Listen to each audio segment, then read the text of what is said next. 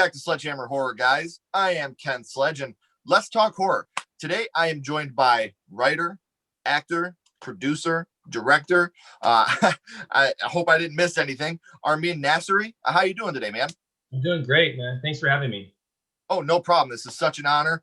For those of you that don't know, you started off with shorts, including Seeking Valentina and The Carding Call. The Carding Call has won numerous awards, including Best Ensemble Cast. Congratulations on that. Thank you. And now, more recently, everybody that's been watching lately, we are on our role of the Central Authority, which I'm a huge fan of. You are a co-director with the amazing Kristen West, who I also had the ability to talk to.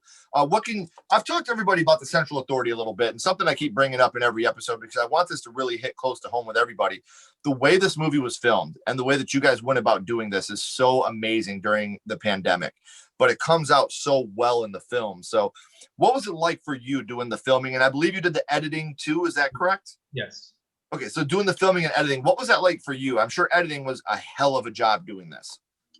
Man, that was a lot of work, man. We spent 6 months working on the movie. I mean, it was 1 month of filming the actors remotely, and then just 5 months of editing the movie because it was very graphic heavy. And that took a lot of work. I mean, I have to give all the credit to Kristen, and Dana. I mean, this was the concept created by them. So I've been working with Kristen for a little over a decade. We were scene partners in projects together. We were producers together. She's produced films that I directed. I directed her in movies as an actress. And the Central Authority is the first narrative feature film that we co-directed, because we co-directed a couple of the award shows, primarily in a fantastic horror film festival. And so I got the phone call from Kristen, and Kristen and I just have this system that we just know each other's rhythm. We recognize each other's strengths, and we make each other better. I got the phone call from her, and she says, "Hey, I got this idea about tapping into the whole live streaming and where people get their content." And Dana mentioned the whole Big Brother, don't forget to wash your hands, obey the rules. So the pitch was network meets 1984. And so I said I'm in because I've already wrote a screenplay with Dana, and I've already worked on a Star Wars spoof with her. So I've already had a working relationship with Dana, and I knew that whatever project that I was going to be involved with Kristen, that we were both going to turn into gold, because we always want to go into a project knowing that is this going to be relevant? Is this going to be interesting 10 years from now? Because I want to make films to make people think. And after I got off the phone with her, I just started to think about the evolution of media, and I wanted to go back to the sources and explore the movies that I'm a big admirer of. I love the movie Facing the Crowd. I don't know if you've seen it. I have not. I definitely recommend it. It was very ahead of its time. It was directed by Elia Kazan, the same director who made On the Waterfront. Okay. And that whole movie was just tapping into the whole power of television and how it influences basically the public's response to entertainment personalities. Okay. And then I looked into network and how they tapped into the whole mass media, and then I was like, okay. Then comes the Central Authority. What could we do that in the 21st century? Hey, let's tap into the power of live streaming. Right. Because it works perfectly. Works perfectly. And then we were talking about these ideas, and then the pandemic hit, and then we had a lockdown and production shut down, and then we just told ourselves, hey, look, let's just try this. Let's just let's be safe. Let's all stay in our homes. We have internet connection. We have emails. So let us allow ourselves to fail. Right. But and one thing is, Yeah, this is something I can't get too much into it because obviously I don't want to spoil anything, but I'm so excited for people to watch this because of how unique it is as well. This is something that you guys filmed all over the world and you brought it all together. It's absolutely amazing. So thank you for bringing us this wonderful piece of art. It's going to be so appreciated. Once we get some distribution details, we're going to get everybody back together and have one big Zoom call together and talk about distribution so we can get that out there to the world. So I would love to have you back for that as well. No, absolutely. Thank you. No, no problem. But today, sir, we are here to talk about the first horror movie that you ever watched. What got you started in the genre? And your first horror movie was? The first horror movie that I actually watched from beginning, middle, end was Pet Sematary. What an amazing way to start your horror life, man. That movie still, it was my wife's first horror movie, actually. So Really? this is a film that I've talked about quite often. Do you remember about how old you were when you were able to finally sit down and watch a whole horror movie? I was 9 years old. Man. Because, and at that age, you're right around the age of the daughter in that movie. So you're watching what happens to Gage. And, you know, that's a heavy, heavy thing to happen. Do you remember who you watched it with? My cousin. Were you guys at his place or? I was invited to my cousin's birthday party. She is 2 years older than me, and we were like really close. And I remember like I stuck around, and all the family and friends were like leaving, and I realized, wait, my parents hadn't called me. Are they going to pick me up? And I just seen, I guess I'm going to spend the night. And then it got dark, and my other cousin, the older sister of the cousin I grew up with, that I was close to, suggested to their stepdad, like, hey, can we go rent Pet Sematary? And I did not know what this movie was. I mean, I think it was familiar because there was a lot of like movies where like I would like walk past the TV in my living room, and I remember I caught glimpses of movies, and then when I got older, like, oh, that's what that movie was. Oh, that was Monster Squad. Oh, that was Creepshow 2. And then I remember Pet Sematary because I remember like walking through the living room while the TV was on, and I looked, and I remember the scene where Judd is looking for Gage in his house. Yeah. Then gets Dude, talking about a heavy scene, man. That scene, one of the most memorable scenes in cinema history. Yeah, but it's stuck in my head. Before we get into that scene, because I do want to talk to you about specific things about that scene. Yeah. Before we get into that, which scene from the film actually affected you the most? Zelda, because she showed up 3 times. And first was the flashbacks, and then it was the dream sequence, and then the hallucination. Is that you? I finally came back for you, Rachel. I'm going to twist your back like mine, so you'll never get out of bed again. Never get out of bed again. Never get out of bed again. Never get out of bed again.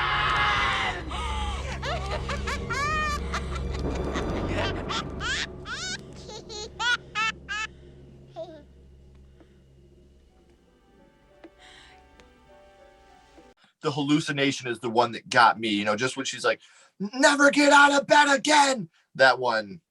And then she turns into Gage, you know, in the hallucination. She goes from that to Gage with the little cane, you know, cute little Gage. And the reason I wanted to save the Judd scene for talking about this is because I want to talk to you about, you know, you're a director, you're a writer, you're a producer, you're an actor. I want to talk to you about the practical effects in this movie. Oh, man. And you go from Zelda, who looks like a monster, the way they did the practical effects with Zelda, to the scene with Judd and Gage, not only from the heel cut, but actually watching Gage eat Judd's neck. You know, after, you know, he slices his mouth and you see it, and then you see him eating the neck. And then you got like the Victor scene. Because to me, one of the most iconic scenes in all of movie history, something I've talked about a lot, is when he's going to bury his wife and Victor's out there and he's like, don't do it. Please don't. And he walks right through Victor. Mm-hmm. And that, to me, that scene terrified me as a kid. And I just want to get your opinion on the practical effects of this movie now in 2020. Oh man, it's just crazy how your perception changes when you get older, especially when you get into the profession. Because you know, the first time I watched it, I was 9 years old. I remember I recognized scenes like the scene where Church comes back from the dead. I'm like, wait a minute, I remember that from the preview. That's when I finally remember, like, oh yeah, I recognize this movie. And then then I watched it all the way through, and then I just remember it really affected me. And because at first I was like terrified of Victor Pascal, and I like hid on the blanket, and my cousin's like, Armin, it's okay, it's fake blood. And he realized, wait, he's the good guy, he's the good angel. You know, Right. if he just kind of like just forget about the blood on his head, he's the good angel. He's trying to warn him that don't do this. And then like, so then I was like afraid of that movie. Like I mean, it was the first time like I was kind of coming to terms with like death, because it was way Stephen King told the story. It was very philosophical, and it just like gave me so much anxiety. And also, I grew up in North Carolina, so I was around a lot of woods. And I remember like there was a path that looked exactly like the Pet Cemetery, and I was always curious, well, what's if I walk through that path, what does it look like? But I can't, because it's trespassing. And I remember, and it was just, man, it just really like affected me. And then of course, my cousins, doing that whole like Rachel, and it just like freaked me out. So every time I walked into an electronics store or a video store, and I walked into the horror section, I would start from A to Z. And the first thing that comes to my head was, I see all these horror movies in the display, but Pet Cemetery was the first thing that kind of came into my mind.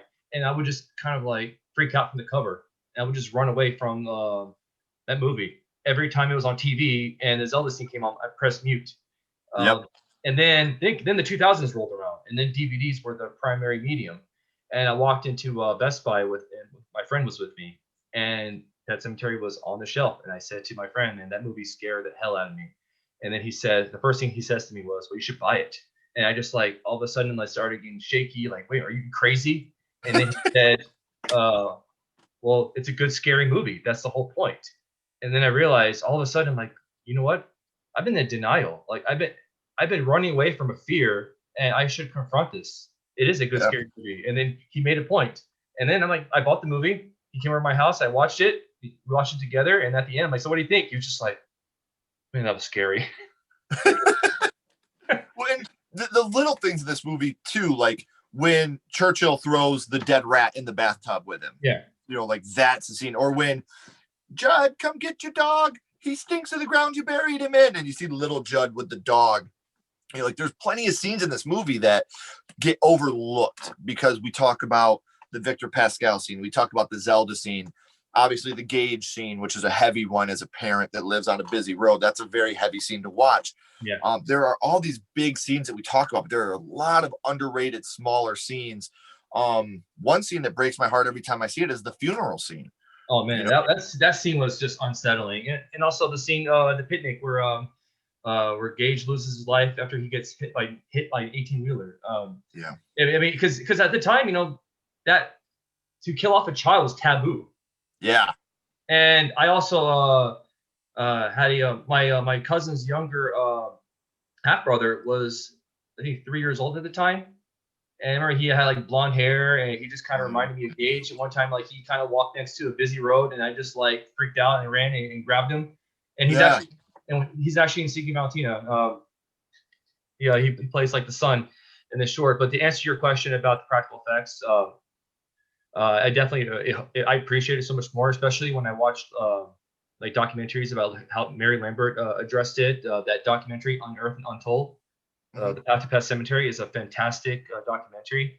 And then you start to catch clips like, wait a minute, oh, that's a puppet where he's wrestling with Gage. I got to give my hats to the makeup team. Like they did an amazing job. When Brad Greenquist is like, telling you in an interview that nobody wanted to eat lunch with me, so he had to go eat in his trailer. That's when the makeup person did their job, and they deserve all the credit. I mean, what else? I mean, there were just so many great moments. The hours and hours and hours of the prosthetic makeup that Andrew Hubachek went through for the role of Zelda, the whole like body casting. Man. And another thing about this movie that gets overlooked, I know the practical effects, we're talking about all the things that went into the team building. The soundtrack to this movie, the Ramones heavy soundtrack. And I mean, to be honest with you, my favorite original song for a movie is Pet Cemetery by the Ramones, which is actually my favorite Ramones tune. And I'm a big Ramones fan, grew up a punk rock kid. But Pet Cemetery is, I think, one of the best soundtracks when it obviously, like I said, growing up punk rock kid, I would have to think that. Then Return of the Living Dead. I noticed I love it, dude. I love your Beatles poster back there too. Oh, thank totally you. legit. But it's just one of those things where I think it gets really overlooked, the soundtrack in this. You know, you even got the semi driver, the 18-wheeler. He's singing, you know, Sheena's a punk rocker as he's driving, and it's really amazing what they did with the soundtrack in this movie, being such a horror movie, but having, if you really listen to like Sheena's a punk rocker, such an uplifting song. You know, like it's such, you know, really upbeat song. The Ramones had a tendency of doing that, making even Pet Sematary itself is a really upbeat sounding song, but when you listen to the words, super depressing, such a depressing tune. And that's actually one of the reasons I was not a big fan of the remake. But I would like to get your opinion. I'll never say anything's bad. You'll never hear me say it, because if you're making art, good for you. You're making it for someone. It just may not be for me. I was not a fan of the Pet Sematary remake because the lack of Victor Pascal. I thought that he was such a big part of the first one. You needed to have him be a big part of the second one, which he was not, or the remake. I apologize, not the sequel, the remake. And I didn't like the band that redid Pet Sematary. I know that sounds shallow, but I didn't like the theme. It didn't fit. So what are your opinions on the Pet Sematary remake that just recently came out a couple years ago? Well, I want to also add, we can't forget the soundtrack. I mean, not the soundtrack. Pet Sematary introduced me to the Ramones, and I've loved them ever since. We can't forget the score by Elliot Goldenthal. I mean, I can't even listen to that music alone. But I later used it, that concept for Seeking Valentina, which I will talk about later. The remake, at first, because I read the book after I watched the original, and I thought, like, okay, if they're going to do reimagining, I'm wondering if they're ever going to really explore, you know, the whole dynamics of Lewis at his workplace.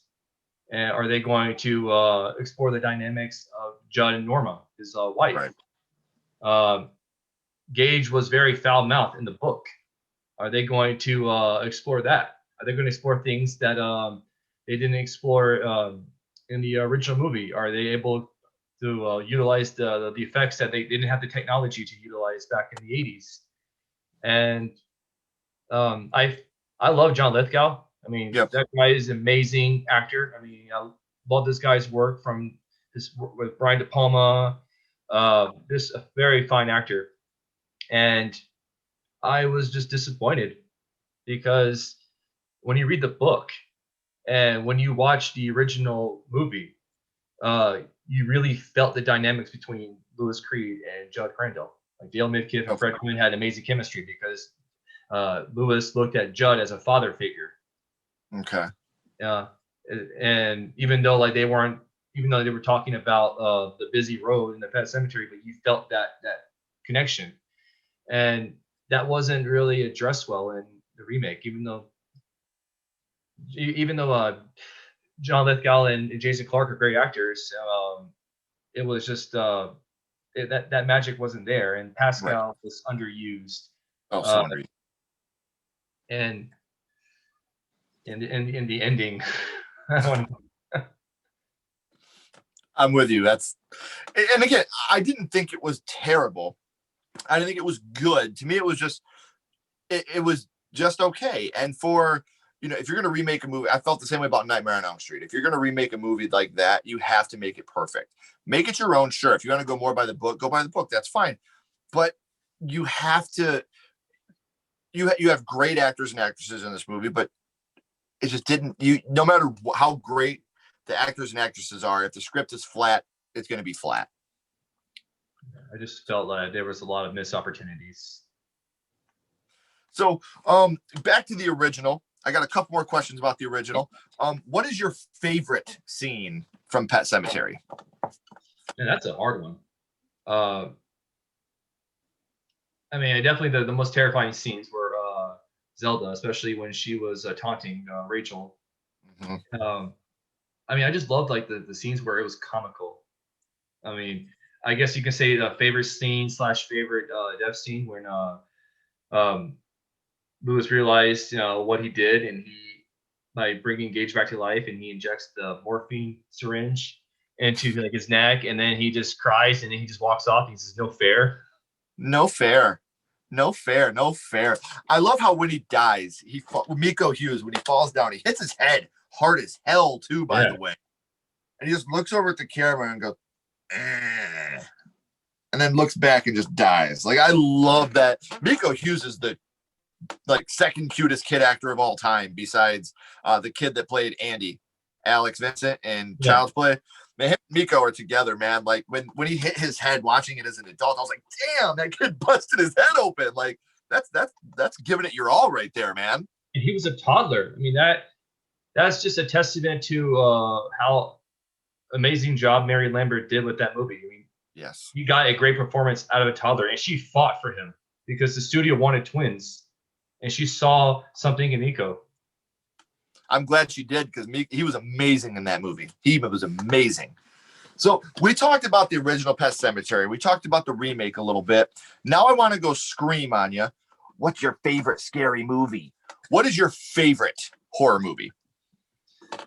Oh man, that is really hard, man. And something that not a lot of people know, I never tell my guests that I'm going to ask this question. Sometimes I'll send a list of questions, so they can kind of get caught up a little bit on what we're going to be talking about. I never include this on that list because I want it to be genuine. I don't want you to think about it. I want you to go right off the cuff. So, favorite horror movie? I'll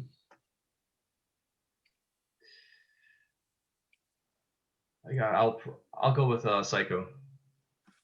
Can't go wrong there, man. The original Start of the generation. You talk about, a soundtrack and a score that changed the world. Everybody knows. And fantastic movie. One of the movies that people that have never seen Psycho, you have to see it at least once. One complaint I get about Psycho, actually, I don't want to get too far into it, but people complain to me about the remake. And I don't think you can like the original and not like the remake. I mean, it's a scene for scene remake. Yeah. Is it unnecessary? Sure. I'll give you that. It's unnecessary. But to say it's bad, to me, I don't see how it's bad. It's scene for scene what the original one was. They didn't change anything. They modernized it a little bit, but it's scene for scene, man. I thought it was awesome. And I love Vince Vaughn. I thought he was great as a suspense guy. Like, from that, and he was in Domestic Disturbance with John Travolta, where he was the bad guy in that. I thought Vince Vaughn was a great suspense guy. So we always do end these, my friend, with the same question. I want to go back to Pet Sematary. We're going to rate it scale 0 to 5 of skulls. 0 skulls being the worst, 5 being the best. You can use half and quarter skulls. What is your ranking of Pet Sematary 1989? I mean, I give it a 5. Perfect. Love it. I mean, that I always look at Pet Sematary as the movie that definitely I guess was the precursor to going into the horror films. I'm always going to give Psycho. I mean, if I have to pick a favorite, I'll give Psycho that platform because it's just a groundbreaking movie, and I think one of the most underrated horror movie is Peeping Tom. Never seen it. It's the precursor to Psycho. Okay, I'm gonna have to check Peeping Tom. Yes. I just wrote that down as well. So now I got Facing the Crowd and Peeping Tom. You're going to keep me busy this weekend, my friend. I hope so, man. I'm not really into like gore horror films. Like, they don't really speak to me. If someone asks me, hey, I want you to direct a horror film, I'm gonna go for more of the atmospheric horror films where you feel like you are there with the characters, especially in the music. The music has to be a big theme. I mean, when I think of atmospheric horror films, I think of Eraserhead. I think of The Innocents. Even like Texas Chainsaw Massacre, even though it was one of the earlier slasher films, you still feel like you're there with those characters. And a thing that we talk about on the podcast a lot, I won't get too far into this, but Texas Chainsaw is not a bloody, gory movie. When you go back and rewatch the original Texas Chainsaw Massacre, that's not a bloody, gory movie at all by any stretch. We'll always remember it as a bloody, gory movie just because, we were young when we seen it, and any little bit of blood back then, and you remember, the dude getting hit with the hammer and all that, but there's not a lot of blood and guts to this. I'm with you. I'm not a huge fan of the torture porn aspect of movies. Yeah. I'd rather you scare me with a story than gross me out, but I mean, I do love horror of all shapes and sizes. So I do like it, but it's just not my preference. I'm with you. There are psychological movies that scare me more than any horror movie, like Prisoners with Jake Gyllenhaal and Hugh Jackman. terrifying to me, thinking about not finding my kid. You know, stuff like that to me can be just as scary as any horror movie. If you can tell a story that scares me, that's what I'm looking for. Yeah, absolutely. I think one of the things that horror movie people who make horror films fail at is they're just trying to recreate something that they like from a movie. Yeah. And horror movies have to come from a place where something scared you, and if it's real to you, and then it'll be real to the audience. They If could be you, genuine. You got to be genuine. in Pet Cemetery, it was just genuine because everyone has had a pet that got killed on the road. Everyone probably lost a child, and then it's just that what if, like what if this person comes back? And of course, the environment, because most of that movie was actually shot on location. It wasn't on a soundstage. I mean, that was Right. a real house. That was real woods. And that's amazing, man. It Um, comes through in the film. it comes through, and yeah, and I took those ideas for Seeking Valentina. Those I are things love that, man. Like, and it's good to know that, you know, your first horror movie really did set in motion this thing, and it's something that you've really attached to yourself as well. So I love to hear that. I love to hear the influence. That's why I like to talk about this, not because not just because I'm interested in hearing about your first horror movie, which I am. It's something I've always really enjoyed, but I love for you to take that trip back down memory lane, to go back with all that nostalgia and remember, wow, this influenced me that I didn't even realize because it's been so long since I've actually thought about it. So don't go anywhere, sir. I got a couple more questions for you. Everybody else, thank you so much for tuning in. We appreciate you so much. Keep talking horror, stay what you are, and we'll see you guys soon.